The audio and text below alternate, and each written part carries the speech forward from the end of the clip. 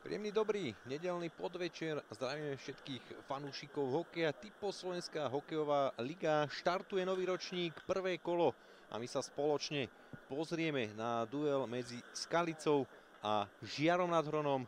Duel v skalickej Hunt aréne. Skaličania znova vyhrali vhadzovanie, ostávajú nasťahovaní v útočnej tretine.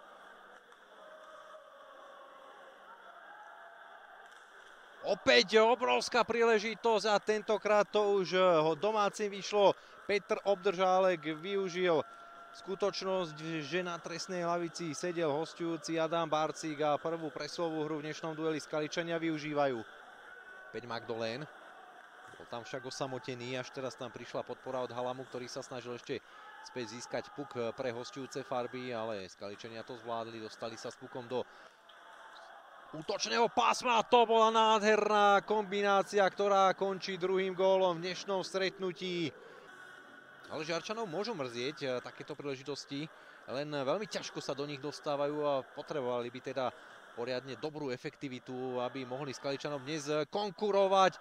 No ale Skaličania okamžite odpovedajú tretím gólom v dnešnom stretnutí.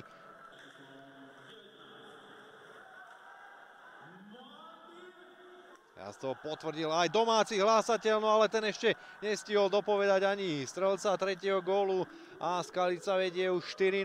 Tak to je neskutočná gólová smršť domácich hráčov.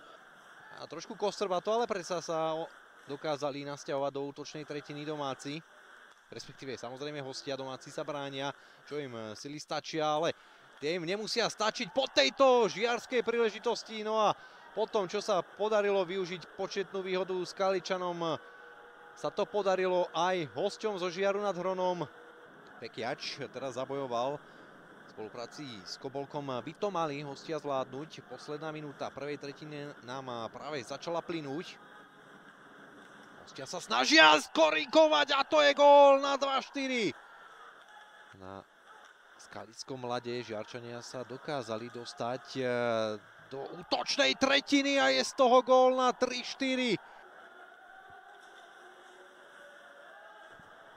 Bernát si musel dať pozor pri rozohrávke, ale Bernát to nezvládol a Žiar vyrovnáva na 4-4. To je neuveriteľný duel. Ale Semandel číha na modrej čiare na prihrávku, nedostáva puk od spoluhráčov. Ale dostáva ho Obdržálek, jeho druhý gól v dnešnom dueli a druhý z presilovej hry. 5-4 pre Skalicu.